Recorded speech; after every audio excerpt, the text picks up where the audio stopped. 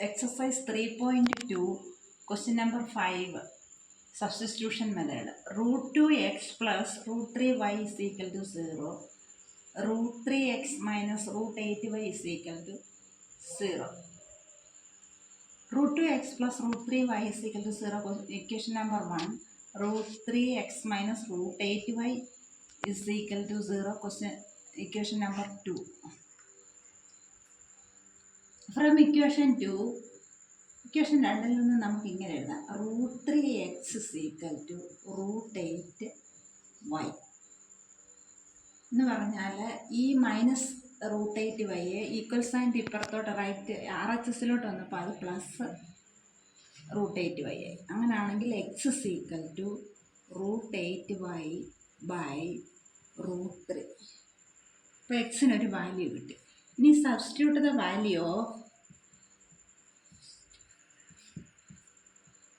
x in equation 1. Equation 1ലോട്ട് എക്സിൻ്റെ value കൊടുക്കാം. Equation 1 root 2 into x root 8y by root 3. Root 2 x എക്സിന് പകരം എക്സിൻ്റെ വാല്യൂ കൊടുത്തു root 8y by root 3 plus root 3y is equal to 0. ഇനി root 8 into root 2 8 into 2 8 2 16 root 16 y by root 3 plus root 3y is equal to 0. ഇനി ഈ root 3y കൂടെ ഡിനോമിനേറ്ററായിട്ട് വരണം. അതിന് ഈ റൂട്ട് 3 ഇട്ട് ഈ റൂട്ട് 3യെ കൂടെ മൾട്ടിപ്ലൈ ചെയ്താൽ മതി. അപ്പോൾ റൂട്ട് 16 എന്ന് പറഞ്ഞാൽ 4y plus root 3 into root 3y by root 3 is equal to 0. 4y plus 3y is equal to 0. ഈ റൂട്ട് 3 റൈറ്റിലോട്ട് പോകുമ്പോൾ 0 ഇൻറ്റു റൂട്ട് 3 എന്ന് പറയുമ്പോൾ 0. 4yയും 3yയും കൂടെ ആഡ് ചെയ്യുമ്പോൾ നമുക്ക് 0 എന്ന് കിട്ടും. അതായത് 4 3 7y എന്ന് പറഞ്ഞാൽ 0.